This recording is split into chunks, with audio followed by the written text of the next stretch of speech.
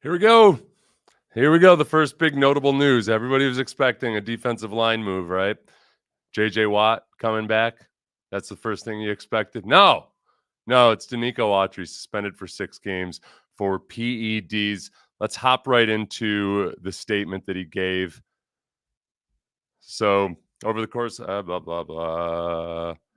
Denico Autry of the Houston Texans is suspended without pay for the first 6 games of the 2024 regular season for violating the NFL's performance-enhancing substances policy. It was announced today he may participate in all preseason practices and games, which has always been weird to me. Like if a guy, well, look, we'll let you. I'm not saying he was juiced, but the policy says we'll let you go out there and compete against the non-juiced athletes while they're trying to make the squad. You just can't play once the season begins. All right.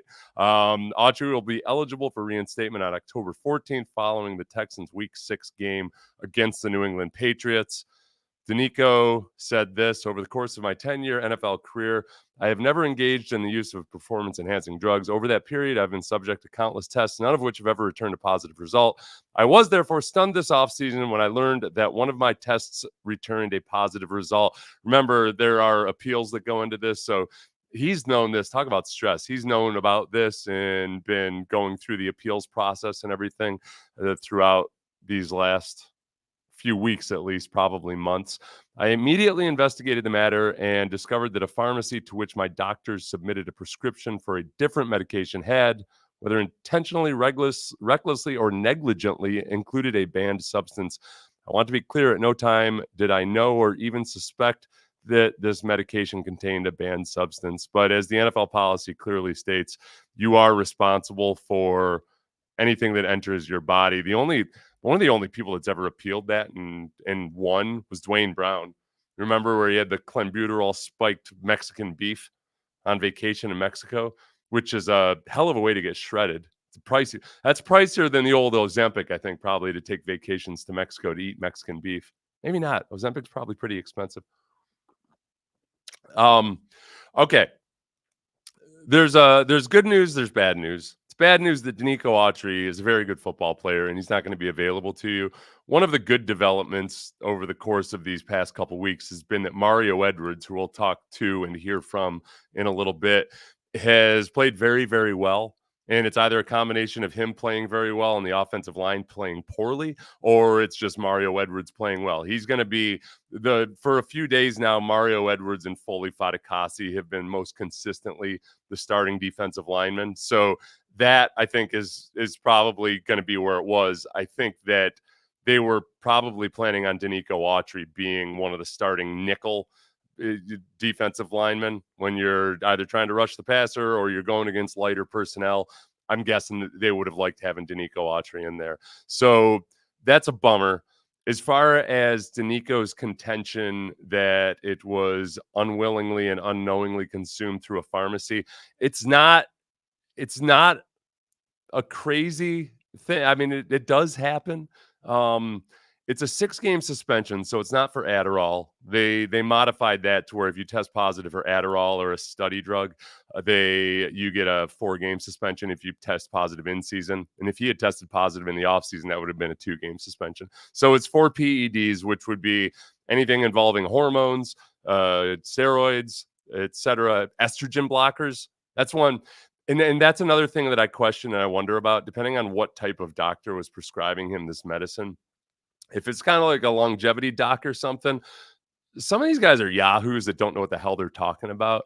There was one player who was suspended for taking an estrogen blocker because it's not a steroid, but what happens when you block the estrogen is it alters your, help me out on this. Is it your HPTA cycle? HPTCA cycle, whatever it is, your hormone cycle. So when you suppress your estrogen, it raises your testosterone. And so like guys have legitimately got pinned for that, where their doctor didn't think it would be a big deal, but he didn't consult the stupid, simple PDF available that tells you that the NFL drug policy that you can't take anti-estrogens.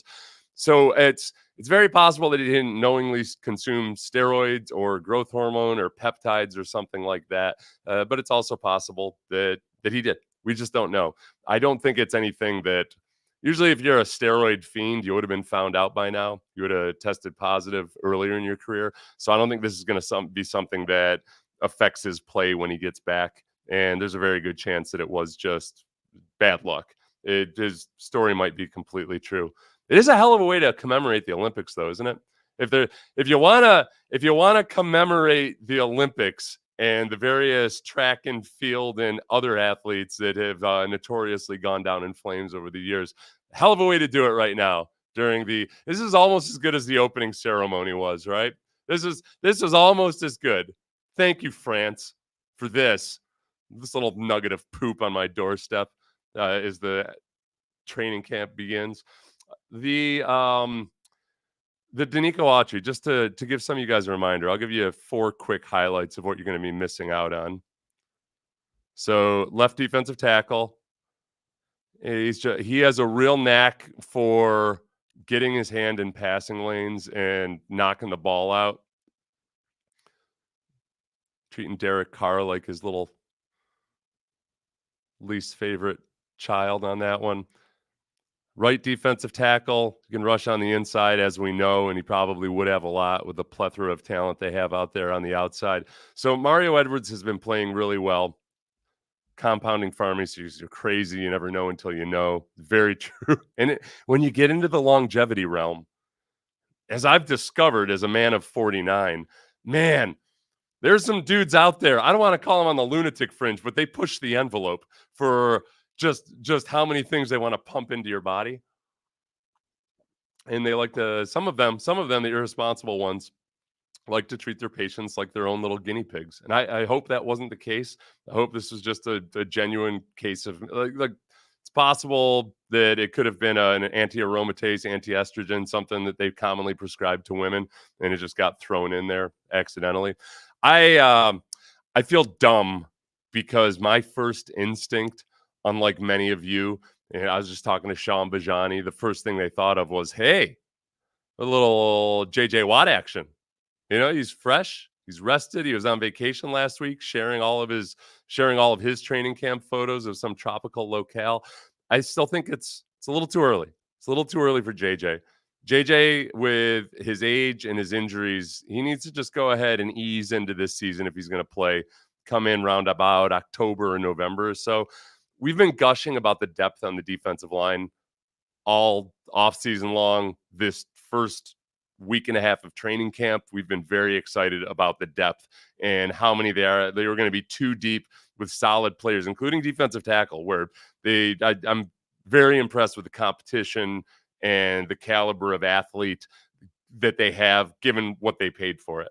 And remember that, like, the Texans have done this already. People were upset about Sheldon Rankins leaving. Sheldon Rankins left because he got a much better contract after playing a year with the Texans than he'd been offered the year before. He got a little bit of a glow up. You know, George Fant left on the offensive side of the ball because he got a glow up while playing with the Texans, and he got a better deal than he had been offered the year before. So I'm not going to panic about playing with guys who aren't Sheldon Rankins or Malik Collins, because the Texans were able to pick both of those guys up on the cheap, as they did with a bunch of veterans this offseason. So Mario Edwards and Foley Fatukasi, I feel good about right now. Khalil Davis and the rest of them, there's 5 at least potential guys that I would feel good about at defensive tackle right now if they had to start today. So I'm not super worried about it, but you are losing out on a playmaker. Remember, this was gonna be your guy. He was going to be a defensive end that could come down and play defensive tackle, but before Danielle Hunter was ever a thought or consideration.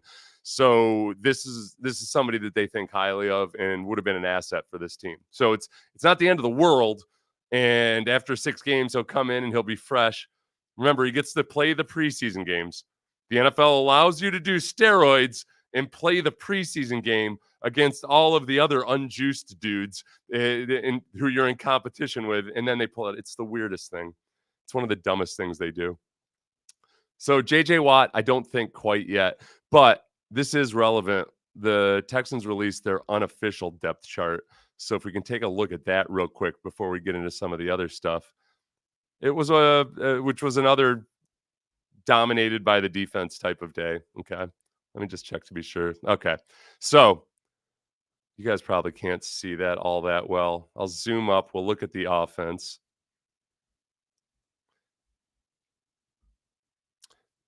Quarterback, CJ Stroud. D'Amico demurred when it came to saying whether or not he was going to play. I should say whether or not he's definitely not going to play this weekend. I would be really surprised if CJ plays in this first preseason game, especially given the way the offensive line has been playing so far in practice. Joe Mixon, not going to play. That'll probably be D'Amico Pierce. Dario Gumbawali is listed ahead of Jawar Jordan, although I'm very bullish on Jawar Jordan at this point. Andrew Beck is listed at fullback. They're not gonna let Andrew Beck get Wally pipped out of his spot. Apparently, he has achieved Joe DiMaggio level of greatness, or whoever it was that got Wally pipped back in the day. So Troy Harrison, who's been working at fullback, is going to be playing in the game. Beck went out and practiced today, went out and warmed up in pads, and then he went back to his normal routine of working out on the side with trainers during practice. Tank Dell, Stephon Diggs, Nico Collins, they rolled out their 3 wide receiver, the 11 personnel for this starting depth chart. Dalton Schultz, Larry Tunsil, not going to play. Kenyon Green has to play, needs to play. Gotta just get him. We'll talk more about this offensive line as we get going. Kenyon Green, Juice Scruggs, Shaq Mason, Titus Howard. So far, so good. Let's scroll down to the defense where it gets a little bit more interesting. Mario Edwards, Landry noted that they officially changed him to a defensive tackle on the depth chart today, which Landry also noted that Mario Edwards has been playing defensive tackle. So it's not like some kind of panic move that they did just as they learned about this suspension. Will Anderson Jr., heard good things about him. Mario Edwards, Foley Fatakasi, Daniil Hunter. And then at linebacker, where we're going to spend some time, because I know there have been a lot of requests to discuss linebacker, and with good reason, because right now they've got Azeez Alshire and Christian Harris and Henry To'oTo'o listed as their starting linebackers.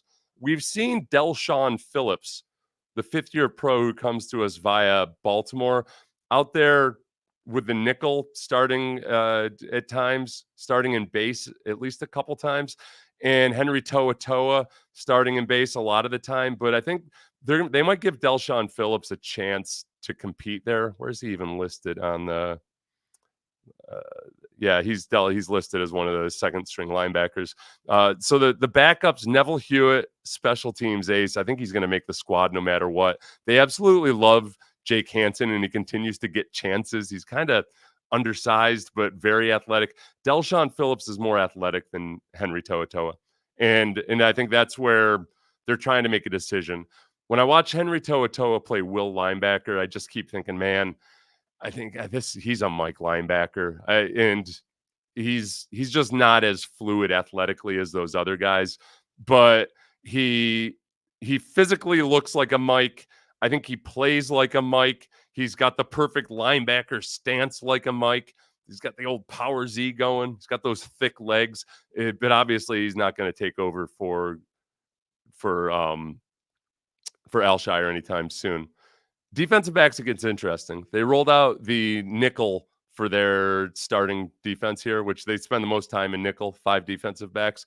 Derek Stingley, Kamari Lassiter, no surprise there. He's gotten steadily and consistently better, and Jimmy Ward said some really cool things about him today, as did Noah Brown, and we'll get to that a little bit later. Des King at the nickel. So they have Des King at nickel, Jalen Petrie at safety, Jimmy Ward at safety. I saw, who was it? Oh, this DJ Bieneme said, don't pay attention to the nickel position there where they have Des King ahead of Jalen Petrie, because Jalen Petrie's been rolling them with the ones the whole time.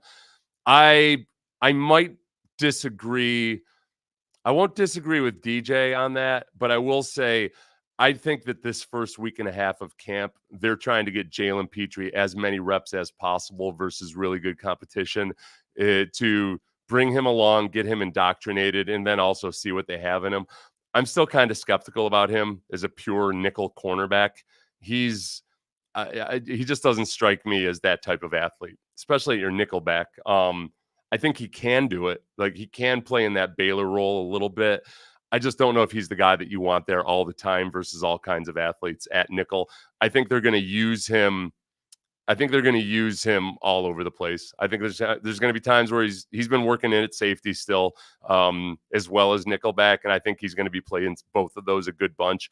I think where they really like him up playing nickel is his ability to blitz and some of the things they could do to disguise coverages when he's in there, because he's rangy. He can get all over the field. I think he's smart enough to pick it up and play multiple positions. So that might be one of those starting positions that sometimes it's Des King, sometimes it's Jalen Petrie, but we'll see. Let's see. Did you even read his statement? Okay, Han. Yeah, I read his statement and I went over it. Listen, Han, you can't have a name like Han and come in weak like that. All right. I addressed every goofy thing in his statement. So tell me what goofy thing I didn't address in his statement. There have been this and this. Okay, I'm guessing. I'm going to assume, which as we know makes an ass out of you and me. But there have been multiple instances where people genuinely were led astray or unknowingly took substances. Because of that, there have also been many instances where people just claim that that's what happened and they're lying. So we just don't know now, do we? Dwayne Brown legitimately proved that he tested positive for PEDs by eating Mexican beef. I'm guessing you took that at face value and accepted that, but not any of this. Like, what part of the goofiness, once we've established that clenbuterol-laced Mexican beef is an adequate and legitimate excuse, one of the only things that the NFL has actually accepted, because Dwayne went and proved that's what happened. Like, at what point does anything else become unbelievable or too goofy? Tell me, Han. Where is the S on your name? Why is it Han and not Hans? Tell me, Han. I'm waiting. You have anything for me, Han? My God. I'm guessing, what's Han Solo's actual name? Is it Han Solo? Is that how it goes? I don't know how it goes. Oh, geez. I'm sorry, Han. Now look at me. I made fun of. I'm sorry, Han. I took it out on you, my frustration. It's all in good fun. Oh, and you'd responded already. These PEDs are racking my brain. I've been to 7 compound pharmacists today already. I'm not taking any. I don't know if I've seen some people talk about peptides. Han, I've got like 400 comments here. I can't read all of them, but I apologize for making fun of your otherwise very. It's a good name. It's the name of Han Solo. It's a it's a respectable name, whether you're fighting the Empire or fighting dirty compounding pharmacists. So as far as the one more thing on the depth chart. This is good. You guys are going to like this. This is some good news on an otherwise tragic day. Wait until you see this. Stop screen. Add to stage. Go over to this other tab. Okay. Do you see it? Do you guys see it? You're looking at punter Tommy Townsend. Yeah, he's got a magnificent hang time. Majestic, these punts are. The parabola that he graphs up against the horizon and the blue sky with fluffy clouds today. Nimbocumulus, I'm guessing. Kaimi Fairbairn, John Weeks, whatever. He's been here for 3 decades. Tommy Townsend again is the holder. Steven Sims is the punt returner. Damian Pierce is your kickoff returner. Damian Pierce, kickoff returner extraordinaire. And you might be saying, well, why? Because of that one game last year? No, because they're using running backs in the new kickoff rules. And it's been fun to watch at practice. You hear around the league that a lot of teams are thinking about using running backs. And it's just for anybody unacquainted or unfamiliar with it, it sounds really confusing. I'm not going to go over all the rules, but the defense, instead of covering the kickoffs, the defensive, the kickoff coverage team all line up with their feet on the 35 or the 40, 35. And the offense, the return team all line up 5 yards in front of them back towards the kickoff returner, and the ball has to land in a landing zone from the goal line to the 20-yard line. After that, there's like 18 rules. When you start watching it, you get a feel for it. But it ends up developing a lot more like a run play.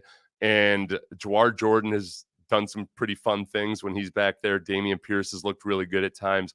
Nico Collins has been back there. Tank Dell's been back there. They're using all different types of athletes. And there's probably not as much of a chance of an extremely high speed collision. So I think teams are going to be a lot more comfortable putting some of their starters back there. And Damian Pierce might be one of them. I still feel bad about Hahn. Just Hahn catching strays for no good reason.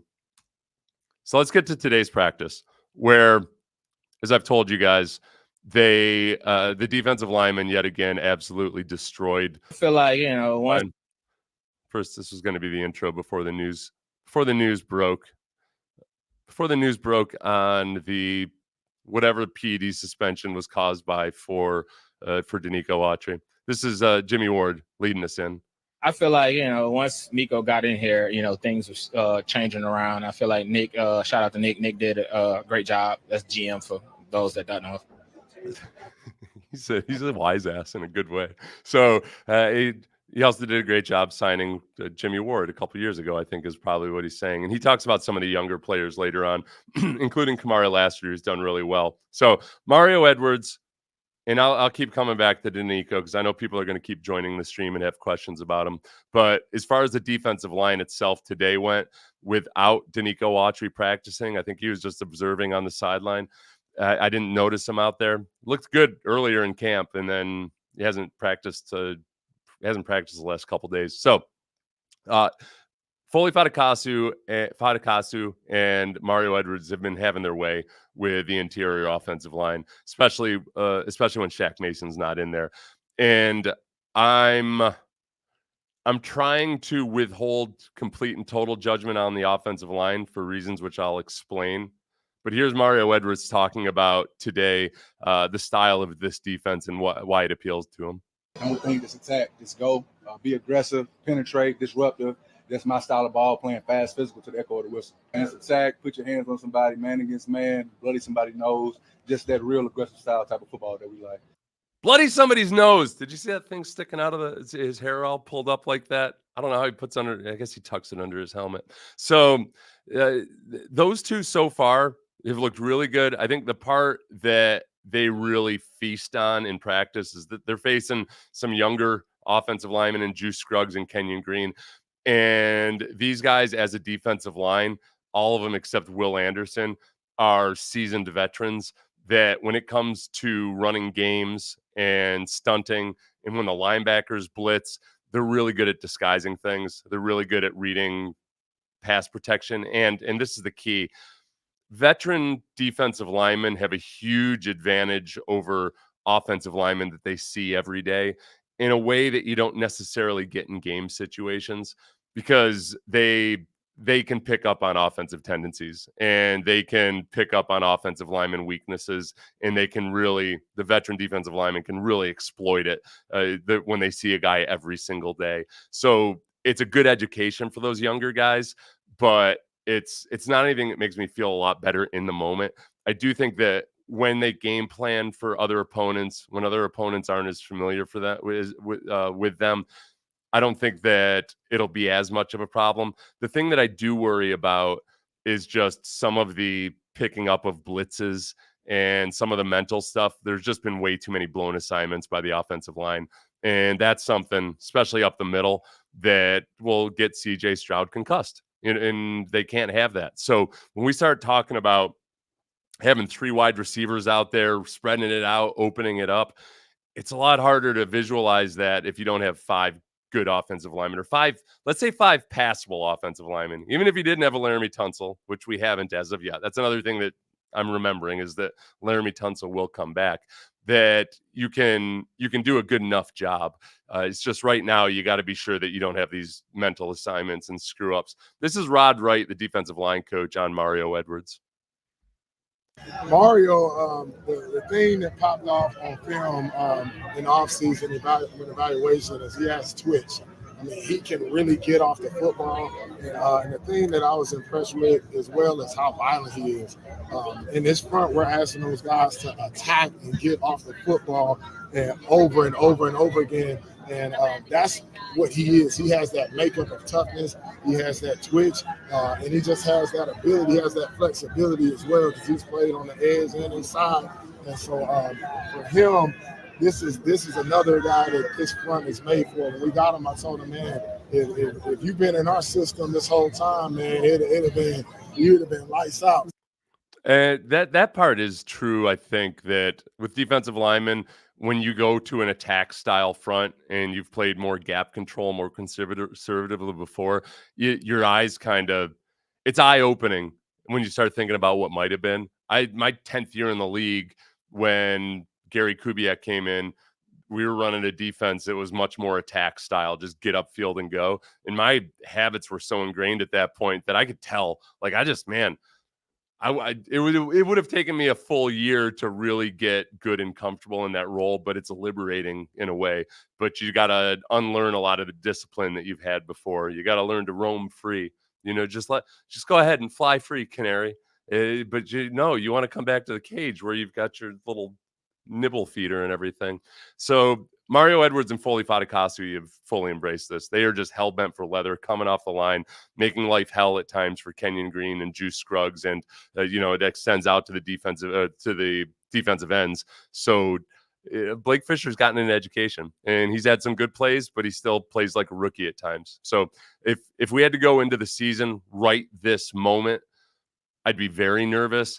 They've got an extra preseason game. I think Kenyon Green, Blake Fisher, and Juice Scruggs will hopefully get lots of reps in this first preseason game and just start to get the mental side right. And Denico talks about the offensive line right here. Oh no, let's watch it. I don't think I have the I don't have the Mario Edwards highlight. So let's do a little body language and verbal diagnostics here on Denico. Tell me if this sounds like a man who's really confident in his offensive line when asked about the offensive line. O-line, they're doing a good job of working together and still building that right cohesiveness, and it's still coming together. But I think they're headed in the right direction, right? Just continue to play the style of football that we want to play. A lot of different guys. We mix up a lot of guys in there, a lot of different groups. And, with those guys, I think it'll definitely show themselves in the game come Thursday. So I'm excited to see how our O-line shows up on Thursday. We're screwed. I know Denico's body language. I know his tone of voice. He didn't even do him a service of saying that those guys have great. Oh, he said they're working hard, right? But they need that continuity and they need that cohesion and all of that. I guess the one thing that you always have to remember is, that's going to happen during the season too. It's rare that all 5 of your offensive linemen are stay healthy. We learned that last year. It was a hodgepodge out there. I think remember last year, left guard was the position where they just could not find a human being. They ended up having to go to Titus Howard because there was nobody else available that was worth bringing onto the team by the time the Texans had injured like their fourth starting left guard. At offensive tackle right now, without, whoever this year's version of George Fant who might be out there, if Blake Fisher's not ready to go come game one, I'm going to be nervous. And so he's got I hope he gets a lot of reps and playing time because it's not the best, most confidence inspiring group out there right now. But this also is something that, can change over the course of a few weeks. It's nice because it's not like football is very technique heavy on the offensive line, and yet it's nothing like baseball where it takes you 5 years sometimes to just figure out how the hell to play in the majors. It can be a lot faster, and you do see rapid improvement from teams that do a good job of coaching guys up. And Denico and Bobby Slowick very much they want there to be hardcore, really difficult competition out there, and so that people are actually improving every day, and those offensive linemen are seeing it. So I'm not freaking out about it yet, but I'm very curious to see how they perform this preseason game. Cade Stover is this year's Laporta. Ooh, George Jamar Jordan is Shady McCoy 2.0. Let's see. No Ekman on the field to hit Stroud in the season opener. There you go. Cade Stover sure won't help with any pass blocking. Cade, I'll cut him some more slack because he's still learning how to block. I'll be really interested to see how much he develops over the course of this first month. And he looks so polished as a receiver. He really looks comfortable doing it. And for a guy that was a dyed-in-the-wool linebacker to get that side of it, there's potentially still a lot of growth to come there. And he just, you can see his appetite for contact when he catches the ball, even though there's no tackling, and he's still out there like seeking out contact. A lot of toughness to be thankful for. That stat that blew me away about Cade Stover was he had 0 drops at Ohio State. 0! I didn't see any drops, so I can't verify whether or not the stats were accurate. Yay for Pierce's kickoff returner. I'm still low-key pissed that we let A.D. Mitchell fall to the Colts. Let me get this straight. Okay. The Colts only top 25 player in sacks is gone, and no one even notices. They have the kid they drafted out of UCLA.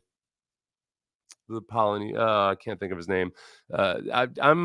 I love that kid, but I'm kind of skeptical because he's not an elite athlete, and he's incredibly polished. I feel like his ceiling might have been met in college because because he doesn't really have an appetite or a taste for the physical part of the game, which is weird because he played rugby, but then he had that neck injury, and he doesn't really rush with a lot of power or anything. So for guys that aren't really freakishly physically gifted at the edge, you better make up for it with something. And technique only gets you so far. I'll be really surprised if he does well versus a guy like Laramie Tunsil. But this is why we play the games. Already cheating and taking out Texans. Yes, it's exactly what it is. It's Manfred is what it is. Frickin' Rob Manfred's been dropping paper letters to Roger Goodell. He's on a letter writing campaign. Defense is a difference this year. That is a big difference. The Autry suspension is a win. He gets to rest for 6 games, and we get 6 of his 17 salary back on the cap. That's a good point. $4 million back on the cap. Okay. That's a silver lining I'm into, man. That's $4 million that can go towards old JJ Watt's salary at some point. JJ should sign on a $4 million contract right this moment. Do rep the Astros, and then what college team do you root for? I was never into college baseball. Right now, I'm an Aggies fan. Listen, I'm sorry, Longhorns, and congratulations on getting your coach, however you came by that coach, and however long you had it figured out beforehand. But it turned me into an Aggies baseball fan, and I already have my Aggies baseball shirt. I ambitiously ordered an XL instead of a 2XL, and I think I'm down to the XL, so I might wear it on the stream sometime soon. As far as, okay, real quick, because we'll keep moving, we'll keep coming back to Denico Autry. But for those who have just joined the stream, Mario Edwards has been playing really well at defensive tackle. He was getting as much or more time at defensive tackle than Denico Autry. And I think Denico was going to be a guy that came down and played he was going to come down and play defensive tackle on nickel downs, which is a lot for the Texans, but maybe more specifically on pass rushing nickel downs. And I think that Foley Fatukasi and Mario Edwards looked like they were on track to be the guys who are kind of your rundown or combination down guys. So you're not going to replace them directly, but they already have a lot of studs on this defensive line. Like guys, or if they're not studs, they're definite viable, could be starting on other NFL teams. Derek Barnett played extremely well. I still have no clue why the balloons go off at times. These are the things we're trying to figure out. What did the compounding pharmacy put in Denico Autry's medication? And why do balloons randomly show up? If I do a thumbs up, sometimes I do the thumbs up and I get a thumbs up. But then other times it doesn't. I can't command it. It's the one thing that still vexes me is I've become downright brilliant at other technical aspects. Like I'll show you right now. I'm gonna maneuver back over to this. You see, I did that without crashing the whole stream and going down. And if you look at the defensive line, Derek Barnett at defensive end, Jerry Hughes, who, even though he's 36 years old, he's missed one game in the last 12 years, if I remember correctly. He's incredibly durable. If you go to the defensive tackle, like Khalil Davis, I feel like he's our sentimental favorite in a lot of ways. Tim Settle Jr. has been playing in the league for a long time. Denico Autry will be gone for 6 weeks. Kurt Hinish is in a battle for a spot on this team. McTelvin, a game, who is a guy who has flashed out there. He's competing his butt off. Saw him chase somebody 40 yards downfield the other day.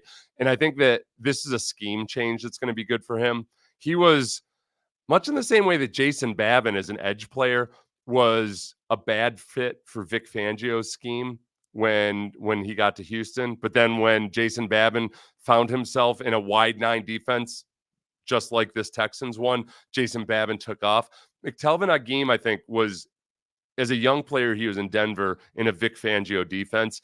And I think it was just a bad fit for him. I think he's a better fit in this defense. So it might be a little bit of a reawakening. I can't rely on him right now, but and then Marcus Harris, Dylan Horton, I don't know when Dylan Horton will play, but we'll see. I'm not trying to rush that or anything. He's on the PUP right now. Ali Gay, I'm intrigued by. I think there's something there. He's so long. He's just got such long arms and he uses them pretty well.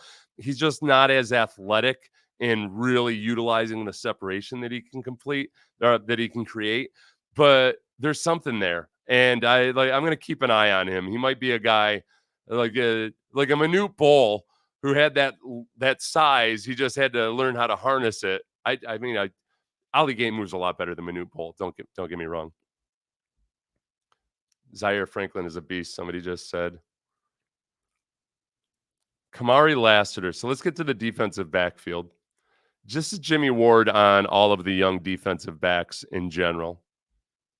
They've been doing a great job. Miko and Nick did a great job in free agency and in the draft.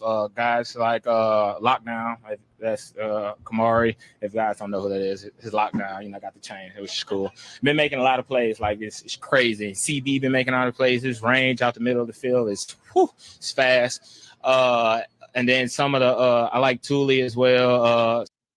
Yeah. So he brought up the nickname, and this is interesting because the other day when somebody asked Lassiter about his locksmith nickname, they asked if he could call himself that now or if he still went by it, and he said he's going to wait. I think he gave an answer along the lines of he has to prove it. But then we got Jimmy Ward calling him Lockdown. And at first, I think everybody thought that he had just gotten the name wrong, that he meant to say locksmith, but it gets a little bit more interesting. Yeah, he got his name way before he even got here. But I gave him that name once. Right, so he got his name before he got here as a locksmith, but then Jimmy Ward basically said all right, no, you're locked down. Watching him in OTAs, I'm pretty. Oh, was y'all at practicing OTAs? Yeah. Oh, y'all seen it, man. I don't need to say it. Y'all seen it. Y'all seen him out there. He brought up Bullock too, as well as a guy that was doing well. Bullock's rangy, and he's dropped some easy interceptions, but he's also had some really nice pass breakups where you can see him playing that deep center field position and just getting over to a spot, tracking the ball and making a play on it. I think that's something that there's an element to opportunistic football here that I don't think the Texans had as much as Denico wanted last year. If you're going to have good pass rushers up front, and if you're going to force bad throws, which CJ's looked frustrated at times this camp, or at the very least, he's thrown footballs like he's frustrated. All right, I got sacked. Screw it. That type of stuff, because he's getting hypothetical sacks a lot. Got his foot stepped on the other day because the defensive lineman can't get out of his way fast enough. They're athletic enough to beat the offensive lineman, but not athletic enough to veer out of the way of the quarterback. If that needs to tell you about my current concern level of the offensive line, that's where we are. I'm not freaking out, not panicking.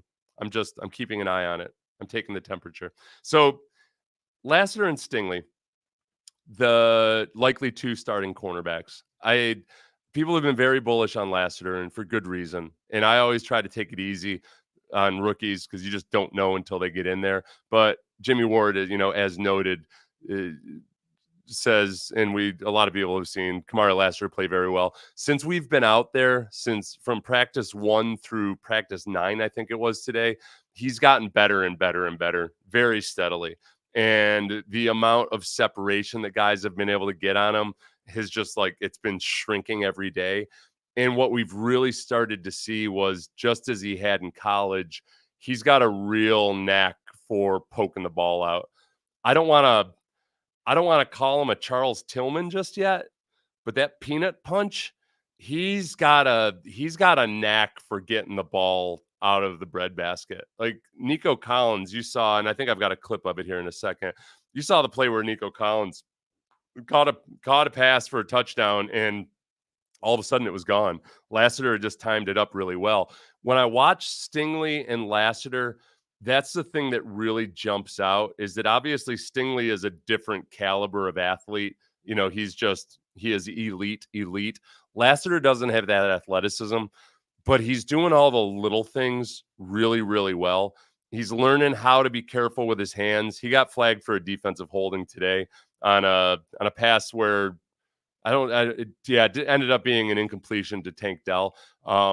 So he's got to keep working on that, learning what he can and can't get away with, because he wants to play physical and he wants to play tough. But he doesn't have the same ball skills as Derek Stingley, just because Stingley can kind of contort his body like he's competing in Paris right now to get to the football. Lassiter doesn't have that, but he's got a really good feel for just getting his arm in the way of the pass. So on a lot of those plays where, maybe he might be a half step behind, he's still making a play on the ball, and he's got a good sense for when to turn for it and everything that a lot of other guys don't. So this is just, I think I put in 4 plays of Lassiter. Nope, this is Jimmy Ward. Oh, on Jalen Petrie. And then I hope the cut-ups come. Jalen feet is crazy quick, and he's like an energized. That's the reason why I put him out. And then if you watch Jalen over there at Baylor, back in college, that's what he played. He made a lot of plays at it. So it's just putting him as something that he's familiar with, and he rotates at safety too. And obviously, it's only a handful of guys who can do both.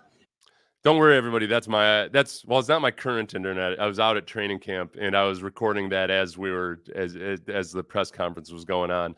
So it's a little dodgy out there sometimes, with all those sports media types out there tweeting and posting and whatnot. So Jalen Petrie at nickel. I'm not 100% sold. I think that it's going to be. I don't want to say by committee, but I think at times Jalen Petrie, when they like the matchups or when they want to mix things up defensively, I think Jalen Petrie will be in the slot. I think there's going to be other times where Des King is the slot. And both those guys are very good blitzers. Des King is underrated in terms of his blitzing ability. Some of the plays he made up around the line of scrimmage last year when they got aggressive with him, they were really good. And I think they want Jalen Petrie to be able to do that. But I think they also want him to still play safety. So this first week and a half of camp, he's been up playing slot with the ones regularly. That's he's the starting slot when it comes to what they've been doing in practice. On the depth chart, they released it and they had Des King as the starter. I don't think that's just gamesmanship or what have you. I think they're trying to figure out exactly what Jalen's role is going to be. And they want to give him every opportunity right now to work into that role. And if he can do it brilliantly, then he'll be the full-time slot corner. If he's okay at it, then they're going to use him creatively. So that's wait and see right now. And having super quick feet, which he does, is different than wide open speed to try to trail a slot receiver, which in the modern NFL is basically anybody. Everybody plays in the slot now. But Tank Dell, Stephon Diggs, Nico Collins, there's a big athleticism difference there, or at least top end speed. So we'll see. I think the coverages behind it will dictate it and everything. Please say that I put these highlights in here. These aren't highlights. They're just reps from practice that I pulled off the internet, because these guys do a better job of taking film of all this stuff. This one's from the Houston Texans themselves, just talking about the ball skills. That's Lassiter breaking up a pass on Noah Brown. It's just beautiful. This should be Lassiter coming up. First, everybody's got their own handshakes. The kids do these days. All right. Lassiter, right cornerback. This is one-on-ones, which is, it favors the offense in one-on-ones. A little bit of an underthrow to Nico or back shoulder, and he just yoinked it out of him. This is Stingley, left cornerback. And this is an underthrown football. But that might have been Lassiter. No, that was Stingley. It's on the left side. This is a hell of a play, a CJ Stroud throw to Stephon Diggs to Kamari Lassiter. Should back that up a little bit. The battle, this is a fun thing about Stephon Diggs, is you get to see him do all this stuff. But it's, Lassiter's running with him there. Playing for the crowd. This one is, can you tell if that's Stingley yet? I think that's Stingley. This is that same underthrown ball. Yeah. Really good crowd every day that we were out there. I think we have one more day of practices. So Kamari Lassiter down at the to the right of your screen here, right cornerback. Oh no! Oh, this is okay. This is the Derek Stingley interception. We talk about ball skills.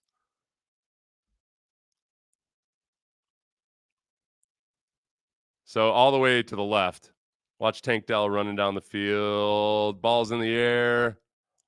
Stingley. Now, the key thing about this was Stingley just had his eyes on Tank, read Tank's eyes and hands to know when to go up for the ball. And then, bam.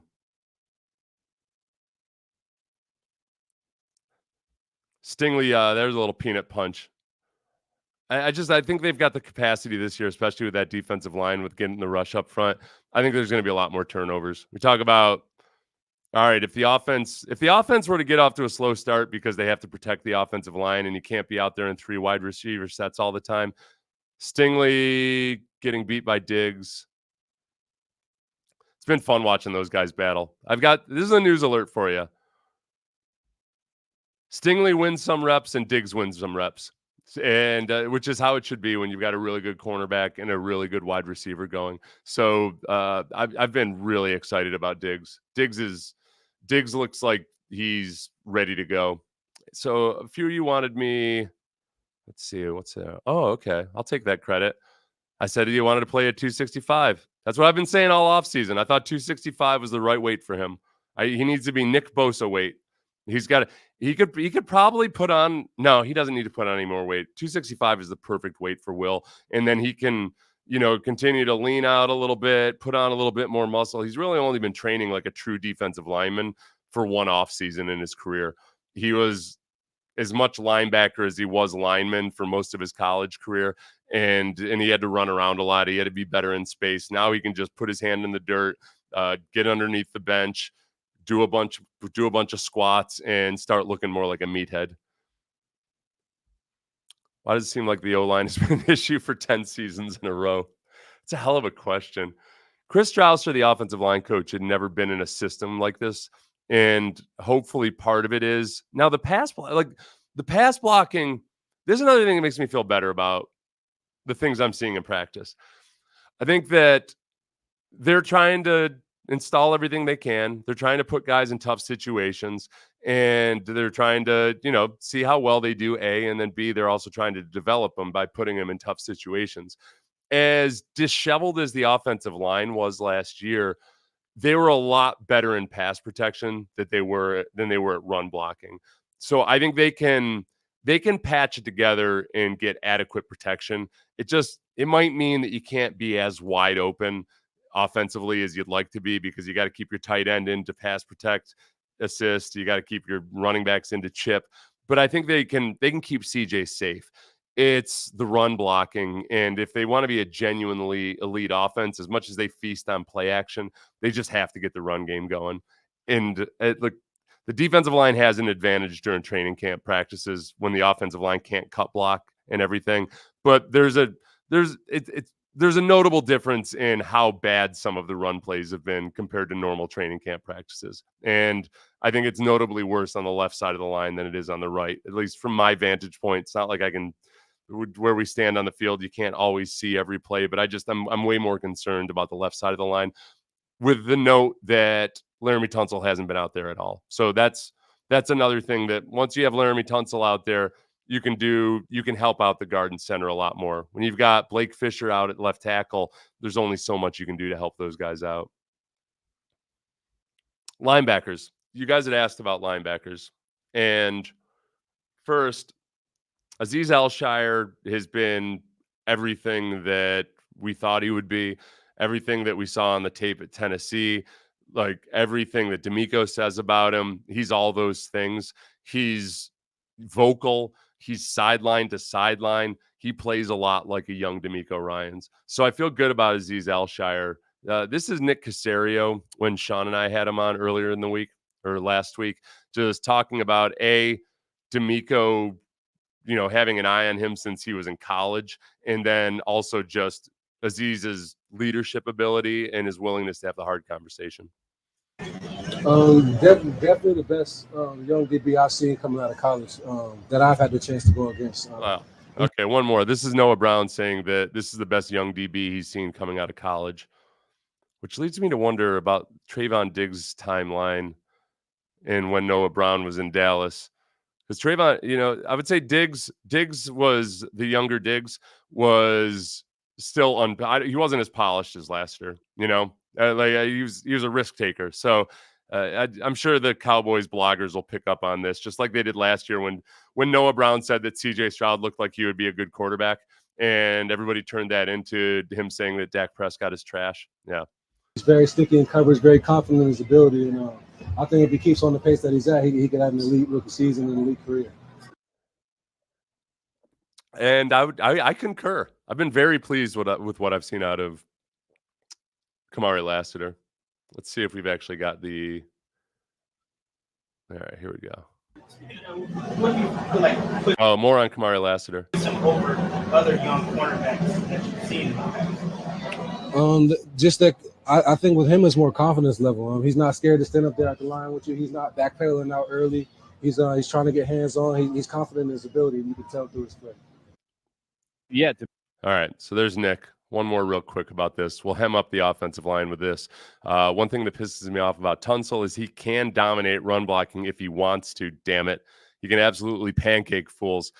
This is where I get frustrated when I go and I watch San Francisco play, because Laramie Tunsil's a better athlete than Trent Williams. But Trent Williams goes out and plays in the run game like he works for a bipolar mob boss who has very high standards and expectations. Like, he goes out there, Trent Williams goes out and looking like if he doesn't come back with the money that the mob boss is expecting, then it's going to be hell to pay. That's how Trent Williams plays. The other thing, when you watch San Francisco, my God, it's beautiful. The way they run and execute their screens. You watch Trent Williams out in space. Not as good an athlete as Laramie Tunsil. He's a really good athlete, but not as good as Laramie Tunsil. Those guys are all parked 2 yards ahead of the line of scrimmage, where you're legally allowed to be in the NFL. It's not like college where they let you sprint downfield and get away with illegal linemen downfield. It's all precise. And then he takes off and just tries to destroy people downfield. And Laramie just doesn't have that lust for violence that Trent Williams does. And I Bobby Slowick, when he was on the Greenlight podcast, he was asked by Chris Long if Tunsil's the most underrated player in the league. And Bobby Bobby very much stressed he's maybe the best pass blocker in the league, very good at pass pro, and then he ignored the other stuff. I think it's something that's talking to him about. I like he could be the tip of the spear on an awesome rushing offense if he chooses to devote his time to it. And I just wish he would stop jumping offside or false starting so much. But other than that, yeah. So this is Nick Caserio on Azeez Al-Shaair. Miko really recruited him hard as an undrafted player to get him to San Francisco. Okay. And then I'd say relationship definitely evolved through the years. And it wasn't easy for Azeez because they had Dre, they draft Fred, like two of the best linebackers in the league. So what's the opportunity going to be? When he did play, when he actually had an opportunity, he played well. And then he left San Fran. I know we had an opportunity to sign him last offseason. It didn't work. But we're glad he's here. I would say his just maturity, his perspective, his personal story, what he's had to endure has a lot to do with where he is now. And he doesn't take any day for granted. He's such a professional. We talked about the story where, I was working out in the spring and he was over there, on the phone doing his walk. His weight vest. And even before training camp started, before the players reported the day before, he was in the new weight room just doing some prep work. So you talk about what does a professional football player look like Azeez exemplifies that to a T. And it's not just about what goes on the field, but I think what happens is sometimes people just see what goes on the field, but what goes into being a really good player really happens in the building that nobody sees. Yeah. And, you could probably speak to that. So I'd say when you look at Azeez and what he's done and what he provides, he's just very well respected and he's earned it. And it's not like he has the loudest voice, but what he says resonates with people. He's respected, and he's not afraid to have a hard conversation or call a player out and just tell them what they need to hear, not what they want to hear. That last part, having the hard conversation, and doing it in the right way, so you're not a D-bag all the time. It's one of those things about. It's why I love linebackers so much. Like some of my favorite people that I've ever been on various teams, the guys that I look at and want to emulate, they're linebackers, because the good ones are those guys. Like they'll tell you the hard truths, but they're also like the badassest dudes out there, and they just love football. Like I don't know if. Think about the great linebackers, like they're all old school, even if they're like Ray Lewis is just lived, eat, and breathed football and loved every part of it. The guys on the best linebackers that this team has had with the Texans, if it's D'Amico Ryans or Brian Cushing or whomever, like they're football guys. And Azeez Al-Shaair just strikes you as one of those football guys. And when you do that, and when you establish that you're that kind of guy, it's easier to have those hard conversations. Because, man, it's kind of like when D'Amico has a hard conversation with you. You feel like, all right, this guy's not full of shit. He's not just trying to bamboozle me or trying to make himself look good or anything. He's telling me about something that I got to fix. And that willingness to have a hard conversation. I've read so many times over the last few years, in various, quotes by great people or advice from business people and everything, like how important it is to be able to have the hard conversation. So I've been working on that. I just usually I would say you got to treat it. If you're a person that doesn't like having the hard conversations, what I found with myself typically is that I'm trying to play the conversation out in my head too much instead of focusing on just the actual matter at hand, and B, just being very willing to listen to the other person and have a dialogue more so than feel like I'm going to tell them something. So there you go. And then just rip the Band-Aid off. You pick up the phone, you hit the number, and you don't think about it, and just try not to flip out like I did on poor Han earlier. I'm sorry, Han. If you're still here, if you ever come back, I'm sorry. I'll buy you a coffee and a brioche or something. I took somebody else's comment out on you, and I feel awful about it. If you've just joined the stream, don't worry about it. That ugly version of me never existed. I was having a hard conversation with Han. So, other than Azeez, we'll do one more on Azeez real quick, because Jimmy Ward, I just love hearing talk. This is Jimmy Ward on Azeez Al-Shaair. Talking about Azeez, right? Azeez, the same guy. Aggressive, physical, natural born leader, great brother. I I can say a lot of good things about him, and that's the reason why Miko went and paid him this money and got him over here. That's why Denico paid him this money and got him over here. The linebacker position. So Delshon Phillips is interesting. He's been out there, like today he was out there alongside Azeez Al-Shaair on nickel. So he was like the one of the two starting nickel linebackers today. And he's athletic. He's very athletic. He's more athletic and looks more fluid in pass coverage than Henry To'oTo'o does. But I do think Henry To'oTo'o has improved. My biggest question with Henry To'oTo'o is just what is his ceiling, and like how good can he get at covering guys out of the backfield? You know, and when I see him, I'd much rather see him on a running back than I would on a tight end. There's everything about him screams Mike linebacker, and I wonder if they're definitely going to keep him around for at least a year, because I think he's one of those football guys that just has a knack for recognizing plays. In college, especially, just took the right angles to the ball, all of that. He's just not as gifted athletically. So when I think about him as a will linebacker or out there on nickel, I would be nervous about it right now. Delshon Phillips has not played a whole lot of linebacker. He's a very good special teamer. I was talking to Cody Stutes, and I credit Cody Stutes for explaining his contract to me. He's got $2 million guaranteed. So even if they cut Delshon, he's got $2 million coming to him. I don't know if that's enough to skew the calculus on whether they keep him versus Hansen or somebody like that. But they are intrigued by his athleticism. Spent 3 years. I want to say he was in Baltimore, then to Buffalo, and then 2 more years in Baltimore. So team, there's a little bit of, maybe I'm guilty of this. There's a stamp of authenticity when Baltimore likes a player or keeps a player around, because they tend to have really tough, gritty defenders and special teams guys. So there's something there, and there's probably an upside that maybe the Texans feel like they can get something out of him. So it's murky right now. Neville Hewitt is just awesome on special teams. He's been out making a lot of plays too. So some form of all those guys, and then eventually it'll be, Christian Harris and Al-Shaair, hopefully, at that spot. Sam linebacker's up for grabs, and it's not like they want those guys to be able to play all three positions. There's so much motion and everything anymore that you just gotta be able to, I think, don't think of what a classic Sam linebacker looks like.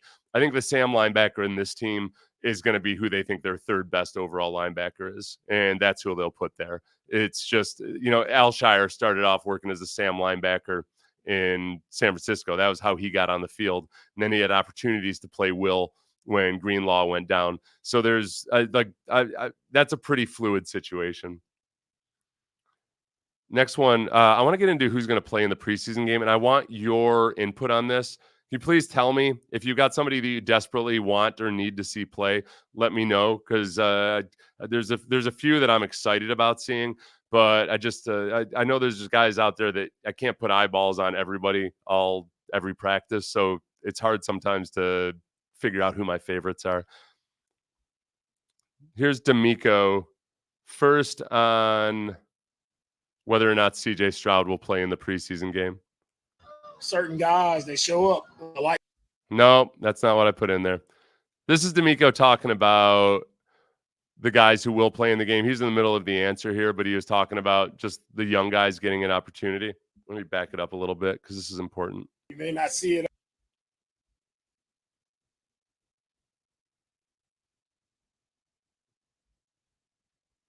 over here. Certain guys, they show up, the lights come on. You may not see it out here at practice all the time. Lights come on, they just have a good feel for playing the game, and that's what we want to see on Thursday. Yeah, and that is true. There's two sides to it, because you want, guys, yeah, you got to practice hard all the time. But when people say you play the way you practice, that is true. And if you don't practice good habits, it's not like you're going to all of a sudden have good habits in the game. There is such a thing, though, as a gamer. Like there's some guys that are just flat out better when it's real. And, whether it's in front of a stadium or not, but just when it's real tackle football, that's where sometimes training camp will lie, because there's some guys that are really good in practice, but who kind of wilt when it's real. And then there's other guys that aren't all that impressive, but all of a sudden when it's go time, they turn into just vicious animals.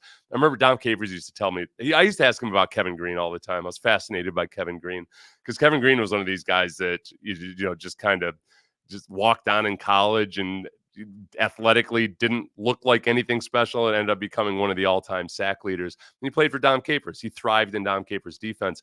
But he said when you would watch Kevin Green during the week of practice, if you didn't know who he was and you went out and were just observing, maybe they hired you as a consultant or something, he said he was one of the worst football players he's ever seen.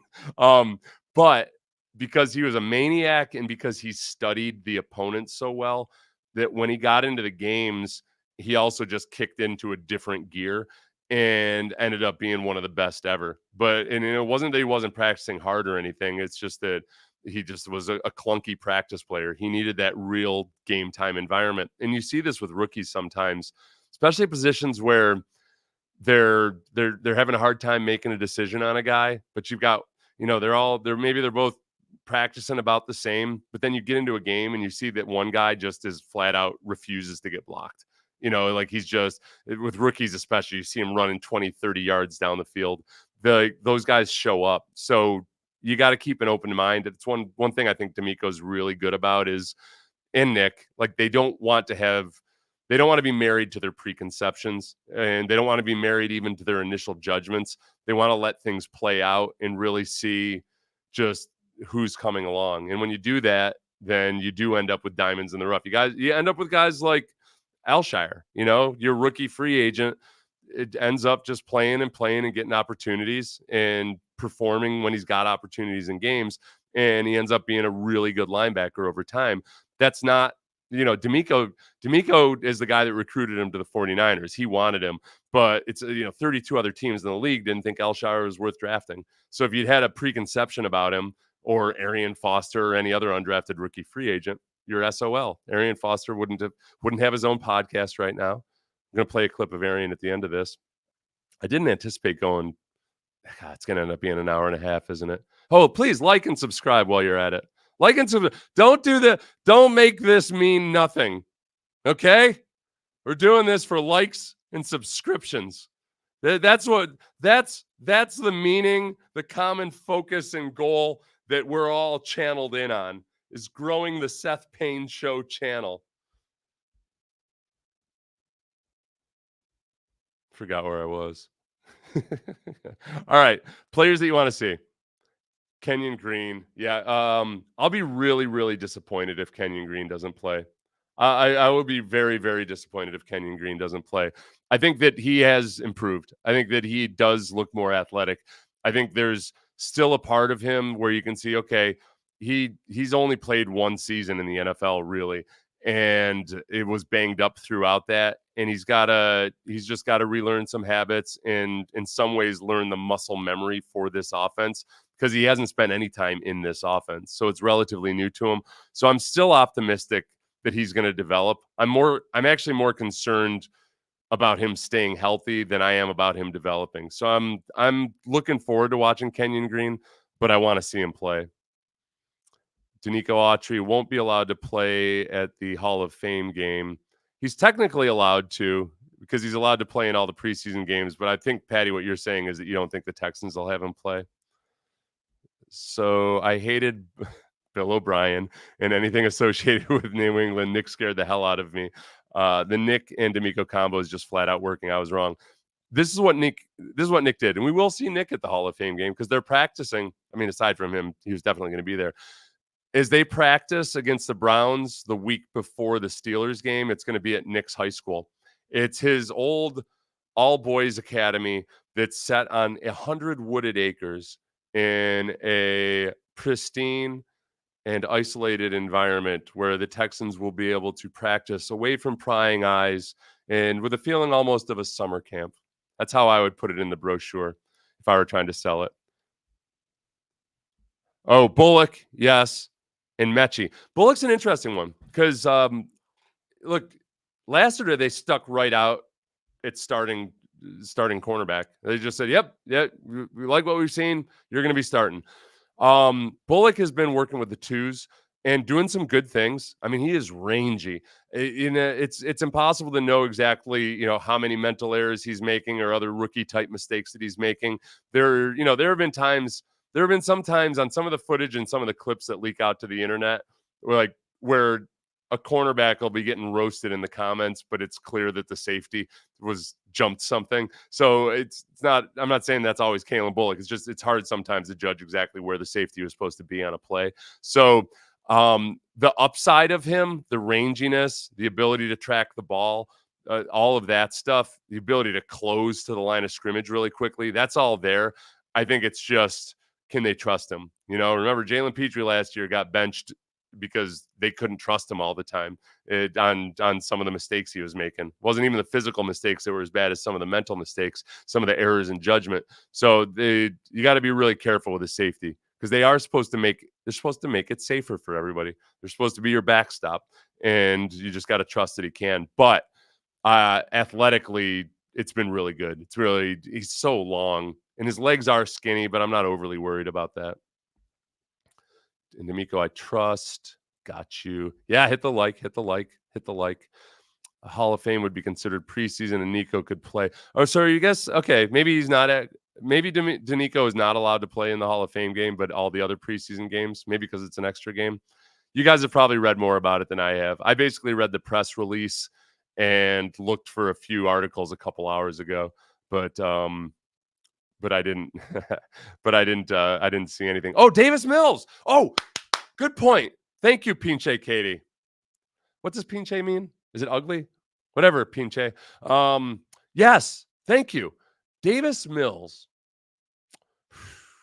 Let's sit down and have a conversation. Let's have a hard conversation about Davis Mills. Davis Mills at times, and I saw a couple of you say that you wanted John Mechie also. He's relevant to this discussion. Davis Mills has thrown some beauties out there. He had a long arching touchdown throw to John Mechie last week that was just a work of art. He's connected with Kalen Bullock at times. He at times has looked like, wow, that's all right. That's something. And then there's other times where he just airmails it on an easy throw. So I don't know what to think about where he is right now, and like what to think about him as the number one backup.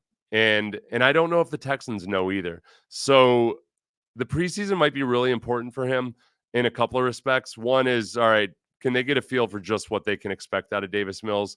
And then after that, look, he's going to be throwing to guys like John Mechie and Xavier Hutchinson. I mean, Robert Woods might get more playing time than a veteran like him normally would, because he's just, because it's a numbers game. Robert Woods, it's not like he's changed physically or anything. He's not Tank Dell or Nico Collins or Stephon Diggs.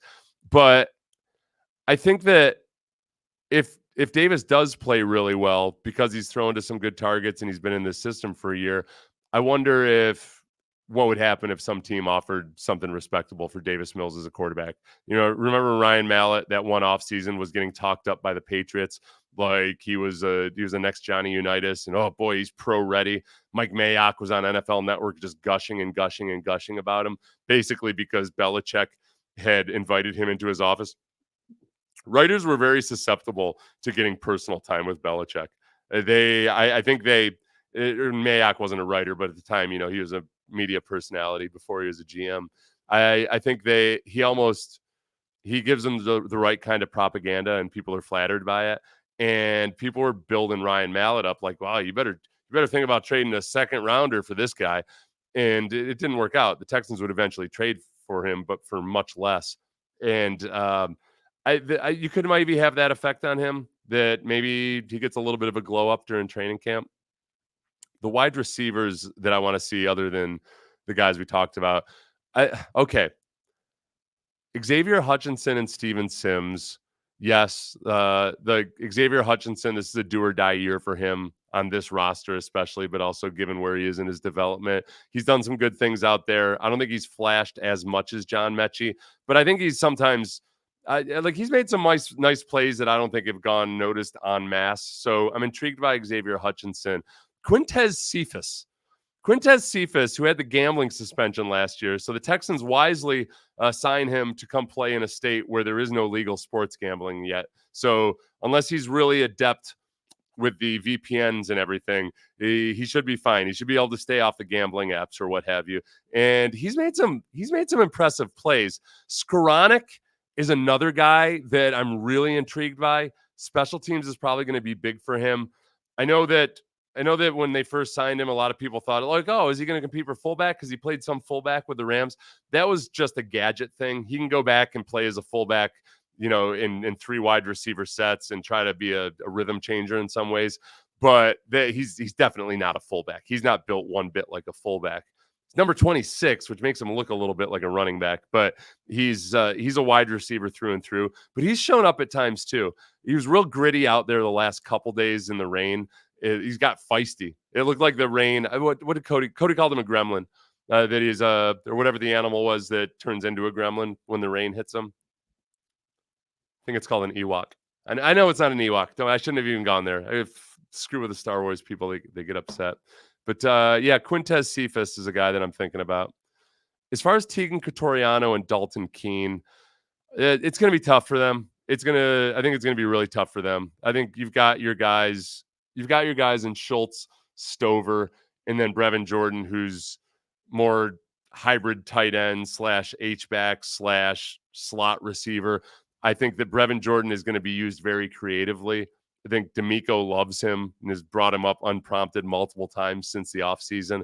Talked about how they point him out at some point every day. I think that Brevin in some ways might be the guy that Denico wants to point out, not just because of the play he made, but because Brevin is being asked to do a lot of different things perhaps, and he's latching onto it. So he's got that versatility that everybody wants so much, but you got to prove that you can be actually versatile. Let's see another couple. Let me see if anybody's got any more suggestions that I missed. My God, this is absolutely devastating news. Makes me sick. Yeah, I'm guessing you're talking about Denico Autry, unless I missed something else that's going on in the real world. To recap the Denico Autry stuff real quick, his claim is that a compounding pharmacy put something in a medication that he was unaware of, or that he got the wrong medication. They either made a mistake or they made some kind of formulation or something. So these explanations are sometimes valid and they're sometimes not. The NFL policy is that you're responsible for everything that you put into your body, and it's very rare that they part from that. Dwayne Brown is one of the only guys I can ever remember where a player got out of a suspension because Dwayne proved. I think the difference with Dwayne was probably that he proved that it came from food. Like the NFL can say, look, if you're going to take supplements, the NFLPA has a program where there are tested and approved supplements you can take, but they're not anything and everything that a guy might want to take. So when you start getting off into the fringe of stuff like supplements that, are just coming onto the market, or they're from companies that nobody's ever heard of before, that's when things get dicey. And I think people in the medical profession or the compounding pharmacy profession, especially when you get into the longevity doctor type of side of things, there's some very reputable and then some shady AF. And it's very conceivable that he took something that was just tainted or wasn't what he thought he was taking. Back in the day, kids, they used to just put actual steroids in the supplements. Back when it was the Wild West and completely unregulated, they would dump some Dianabol in the protein powder, call it hot stuff or something like that, and it was off to the gynecomastia you go. It was crazy. It was nuts. It's not as bad as that anymore, but it's still not great. And the testing has gotten a lot better and more sensitive. So if you take something tainted, even only a couple times, there's a chance they're going to find it. So I try to take everybody at their face value, because I know a lot of good dudes have unknowingly ingested stuff that's gotten them a PED suspension. So I never like to be so cynical that I just assume everybody's lying whenever they say that. It's a broad spectrum, and sometimes they're telling the truth and sometimes they're not. I don't think that Denico Autry as a guy that's never been suspended before, tested positive before, I doubt that this is something that he's relied upon his whole career. I think we're going to get the same version of Denico Autry when he comes back. But the big thing that people are speculating about, of course, is it's JJ. This is JJ's out there. JJ. So you light up the old beacon with the JJ Watt logo on there, put on his old training shoes. I've still got a pair of them. Those things were durable as hell. They were built for like lifting and agility drills. They weren't built for basketball, I'll tell you that much. They got to they supported your damn feet. They were built for CrossFitters and things like that. So I still have my whatever those were called, the JJ Watts. He can show up now, though. I'm sure he's not under contract to Reebok and get himself a brand new sneaker deal. I don't want to see JJ until mid-October. I don't want to see him on a football field until mid-October. I want JJ to be completely healthy, fresh, and ready to play a good, solid 4 to 6 regular season games and then a playoff run. And I'll be cool with it then. I don't think he needs to be out here in the heat or just like any of that. I think we'll just take our time with JJ. That'll be a slow burn. We can't forget all the injuries. We can't forget the fact that he's 35 years old. You know, Jerry Hughes is 36, but Jerry Hughes has not missed. He's missed one game in the last 12 years. And I don't even know if it was even an injury. It might have been just like it might have been with the Bills at the end of a season when they were resting guys for the playoffs. He's very, very durable. So they've got depth and they've got numbers right now. It's not time to hit the panic button. It's a blow, and they're not going to be, obviously as formidable as they would have been. But I'm not overly distraught about the loss. And as the engineer pointed out earlier, it's $4 million off the cap, which might be nice if you got an extra $4 million laying around to sign JJ. Let's see. I didn't see any more suggestions. Oh, there was one. The linebackers. Who did I want to see play? The guy, Jamal Hill, I'm very intrigued by. I think Jamal Hill made the switch to linebacker. And, there were times at Oregon that you can see there's something there, but he was very raw. And I can see it out there on the field. He's athletic, and I think there's some potential there. I'm intrigued. I really very much want to see him in the preseason.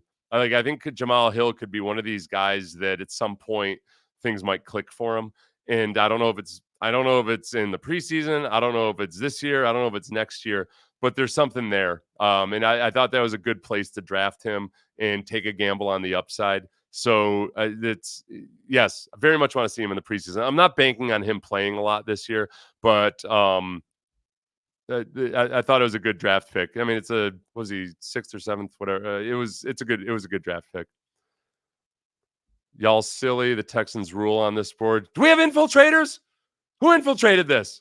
Where are you? Show yourself. I'm going to scroll down to the bottom. Show yourself. Tell me who you are.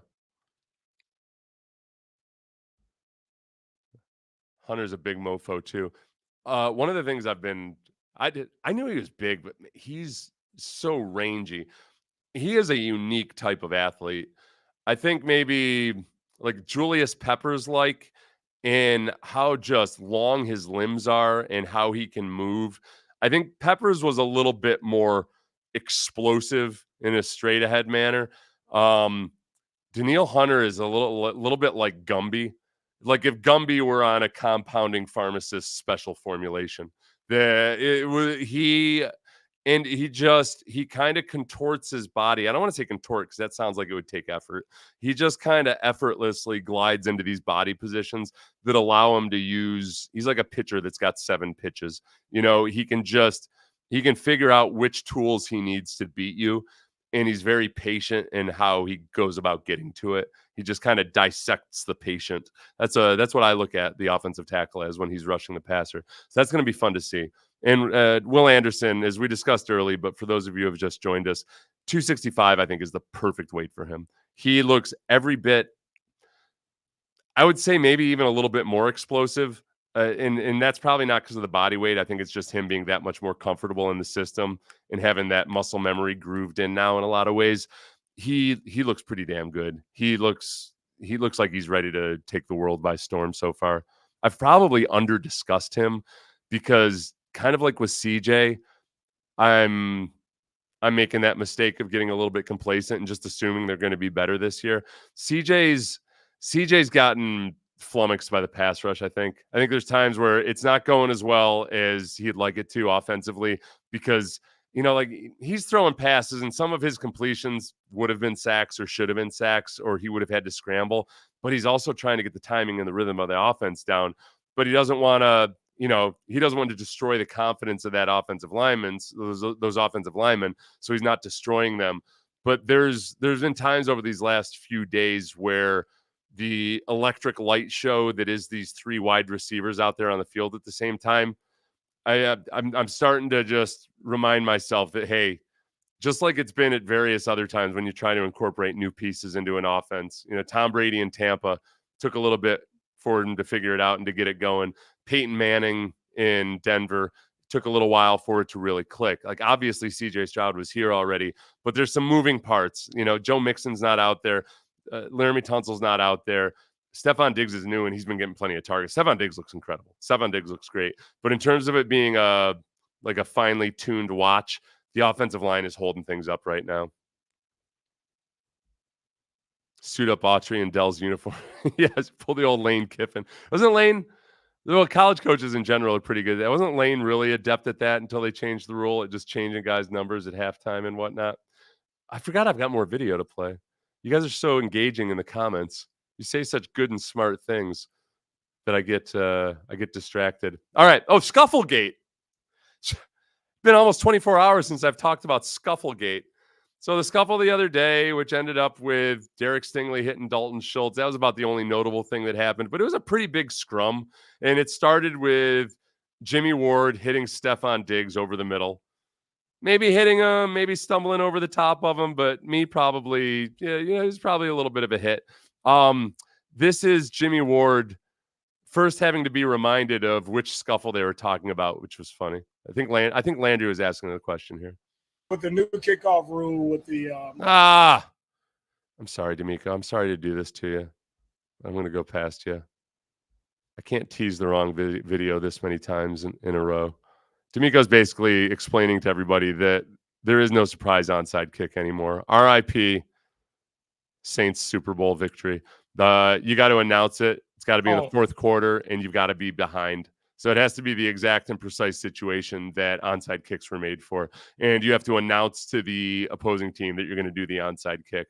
So it's the opposite of when they changed the intentional walk rule, where you're like, oh, okay, this makes sense. Yeah, just get out. You don't have to throw 4 pitches. Just get them out of here. Like that made sense. This is the opposite. This is now like taking away something that was fun, which was the surprise onside kick, but it's impossible to execute the way the current rules are. So this is Jimmy Ward with that confused look on his face, being asked about Scufflegate. Sorry, the other day. Scuffle, fight, whatever you want to call it, a few days ago. Oh, I'm trying to remember which one, but Diggs across the middle and then Schultz and Stingley. Oh, it was just misunderstanding. It wasn't nothing. We let it go. But it's just, iron sharpen iron, and guys trying to get better each day. You love when the pads come on, don't you? Yeah, it's real football, situation football. So, that's, you practice how you play. I'm a big believer in that. He's got such a mischievous look about him all the time. I wish you would stay healthy this entire season. Because you need to love Jimmy Ward, and yet I think a lot of Texans fans look at him as the guy that came in as, one of the first notable names that the Texans had signed in this new era of the Houston Texans. He's a guy that you're like, oh yeah, I've watched him in playoff games and Super Bowl games, and look at that, he's got highlight reels, more than one, and it wasn't put together by the team. Actual kids on YouTube went out and made highlight reels of Jimmy Ward because he's such a vicious hitter, and but he's getting up there in years and he's been injured a good amount. But he's got a fun personality. And I do think that he's a good leader. I think he's really good at having the hard conversations like we talked about, but he also understands this defense really well. I do also appreciate you see how smart he was sneaking in the iron sharpens iron. Whenever you're trying to talk your way out of something, basically makes appeal to the authority figure. And one of the questions he was asked was, what did what did Denico say to you when he pulled you aside afterwards? Because Denico was talking to Jimmy Ward after the scrum broke up and the second scrum broke up. And Jimmy basically said he was just telling me to be smart. This is last thing I'll do on Scufflegate, okay? Unless Derek Stingley says something interesting about it. He's the only party. Well, we haven't heard from Diggs but now it's feeling dumb because it wasn't really a fight. Now it feels like we're talking. It feels like we're talking about the malice at the palace or something, when in fact it was just like a normal everyday football thing. But this is him asked about Stephon Diggs. Jimmy brought up the Scufflegate. So that's I don't feel as guilty. Jimmy brought it up as a reference to how tough Stephon Diggs is and what a competitor he is. Oh, yes. Man, you see him out there. He's physical. He gets the guys going, which is pretty cool. And even that little altercation that we had earlier, like, look how the guys got his back and stuff like that, which is it's cool to see. As a defense, it's like, okay, that's you got to ride for you guys. So obviously we teammates. We don't want to do that, but at the same time, it's football, man. It's training camp. Guys get hot. Guys get frustrated, and sometimes things happen. Sometimes things happen. Guys do get hot. The heat. It wasn't hot that day. It was comfortable as hell, but it was raining. Wait, was that on the raining day? Was that the first raining day? Or was it the day before that? See, I'm like Jimmy. I can't remember. All the days blend into each other. Back in my day, when fighting was more of the culture of training camp, there were almost times where guys were getting fights just to try to get practice canceled.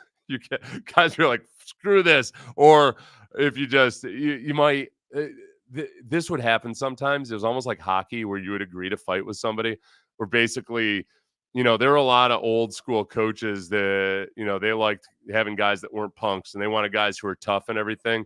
And there would be guys that would kind of be like, hey, listen, man, I'm going to fight you, just so you know. Like there was no agreement or anything. It would be like, hey, we're going at it after this one. And then they would fight and it gets broken up. And then the point is made. It's almost like almost like the old dueling rules where you're going to get in a fight, but usually what happens is as soon as somebody's helmet comes off, it gets broken up.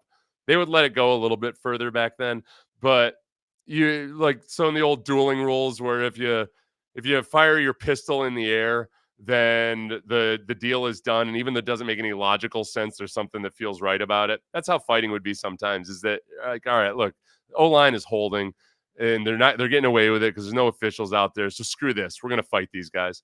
And you almost do it as a way to police training camp tempo. If guys are like going to the ground too much or something, you might fight them. It's fallen by the wayside. It's a kinder, gentler nation. Thank you, HW. I don't mean that sarcastically. Yeah. Oh, the next clip supposedly is Arian Foster telling a story about Andre Johnson from his rookie year, as we are only days away from inducting Andre Johnson into the Hall of Fame. I didn't talk to him like my entire rookie year. Like we just didn't ever speak until the last. This is a funny story. I didn't talk to him like my whole rookie. Because Drake just don't talk. He's not a talking kind of guy, and so we didn't really speak to each other. Like this is Drake doesn't talk. And then we play in Miami. He's from Miami. And that was one of the last games that I got to start. And we in the huddle and we with the 4-minute drill, what they call a 4-minute drill, and which is like you got to run the clock out in order. And if you get a first down, game over, right? And so, like I said, Dre don't really speak. His presence was just there. And so right before the last drive, we got to go down. We got to get a couple first downs to win the game. Dre turned to me and he said, "Hey, Arian." And I turned. I'm like, "What's up, Dre? Run us up out of here, man." And I was like, "Okay, man." I was like, "I'm gonna do it for you, man." Dre don't ever speak, so I was like, "That's dope." Very underrated player. I Yes. feel like he's a player that's gotten lost a little bit recently when you talk about like some of the all-time. Oh, yeah, 100%. Truly an all-time. He's never on anybody's list. Yeah, Which just is because crazy. he's a victim of, bro. He had like 30 different quarterbacks, bro, and he still put up the numbers he did. Like, imagine if he had a stable because the majority, a lot of Hall of Fame receivers have Hall of Fame quarterbacks. A lot of them. If he had any kind of close to that caliber, he'd have been a fucking dog. Like, he'd have been unreal. Yeah. Yep.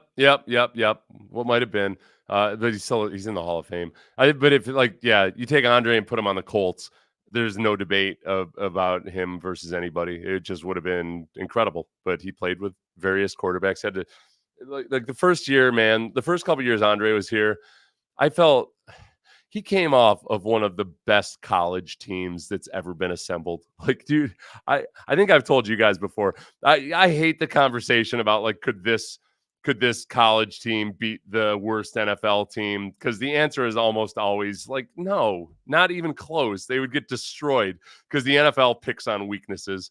And on every great college team, every national championship team, there's a bunch of guys that don't ever end up even being good in the NFL, you know? So those guys would get picked on by bad NFL teams. I don't know about that Miami team. That Miami team had so many future Hall of Famers that if you give them like a month to practice against NFL players and actually get up to speed on that level and see the speed of the game and everything, I don't know, man. They were loaded. So Andre, he leaves that environment and he comes to an expansion team in its second year, but still very much an expansion team. And to his credit, I think the hardest thing sometimes for guys in adjusting to the NFL is if you've been on awesome high school teams and awesome college teams, you haven't really yet learned how to, I think the phrase the Chinese use is to taste bitter. Like if you can't taste bitter, you got to be able to accept and taste bitter and eat bitter and live through bitter. Those guys struggle sometimes, and sometimes it comes out in the worst way. Like they become like the high school kid that starts screaming at his teammates and everything when you're losing a football game. Like they become bad. They work it through and everything. But part of it is you got to accept that, like, all right, I got to learn how to lose and move on and play the next week. So Andre like never had any issues. Like it wasn't like he liked losing or anything. He just was always reserved and collected and just went about his business as a pro. There were times in those first couple of years where Andre was like the whole offense. There were now screens, like quick screens to Andre. If Andre was on a cornerback and the cornerback was off the line of scrimmage, okay, throw to Andre, let him break a tackle and get 7 yards. That's our best chance at getting 7 yards. It was crazy how physically dominating he was. And the other part about that too is, aside from not having great quarterbacks, and even, when he did have Schaub, he only had Schaub for a limited amount of time. He had to spend a couple years before Kubiak got here. The offense didn't really get rolling for a couple years after that. So I don't think people, when PFT commenter there said that he's underappreciated, it's funny because he's going into the Hall of Fame. And yet, yes, Andre is an underappreciated Hall of Fame member because just of the circumstances in which he played. And this is why some wide receivers turn into divas. They probably are consciously thinking about Andre Johnson. If Garrett Wilson is catching passes from God knows who on any given Sunday, he's probably thinking like, oh, I'm getting Andre Johnson here. This is 2 years of my career now. If Aaron Rodgers gets hurt, where I've gotten Andre Johnson, I can't do this anymore. I can't. Roma Dunze, who knows? Yeah. Oh, and one more thing. Happy birthday to Denico. I don't know what that was. A little bass pumping. Oh, we went right back to the beginning. I should just start over on Denico Autry. Let me grab a couple comments here as I get rid of that. Love Jimmy Ward. I love Jimmy too. I really hope he stays healthy this year. What happens if the kickoff hits the 2-yard line and bounces out of bounds? I told you I wasn't going to talk about the specifics. I have not absorbed them yet. There are some, if you don't hit it into the landing zone, if it never touches in the landing zone and it gets fielded in the end zone, the touchback is on the 30. So if they kneel it in the end zone and it never hit the landing zone, the touchback is on the 30. So there's not, like, defenses aren't, kickoff teams aren't, they've got no incentive to go out there and just sail it through the end zone because it's a free first down compared to starting on the 20. There is a rule if it goes out of bounds. Oh, yeah, there's going to be a lot of coffin corner kicks. Well, Brandon, I'll bone up on the details. I've been having fun watching it. It's unprofessional to me that I don't have this down pat yet. Somebody's probably already answered it in the comments. Andre is so big and fast. Romo and Moss are the only pure athletes that compete. I don't know what it means. Sorry, buddy. I'm getting woozy. All right. Listen, this is what I'm starting to do. I don't know if you've noticed. Please first like and subscribe. If you're here, if you watch the whole way through and you haven't liked or subscribed yet, I don't know what to tell you. You just got a Netflix movie worth of entertainment with no subscription cost. So, and I'm guessing if you watched the whole damn thing that you're already subscribed. But I've started to go back. I did it once, but I'm going to try to do this more regularly. On these really long live streams, I will put chapters on them, bookmark them, so you can go through and see the little parts that you want to see. So, and I'll try to cut these up more frequently and just put them out as standalone videos. So thanks for hanging out. I'm Seth Payne. It's the name of the channel. Like, subscribe, all the rest of it, and free Denico Autry. Free Denico Autry. I don't have that fancy new outro today, so we just have to go back to awkwardness and watching Denico Autry.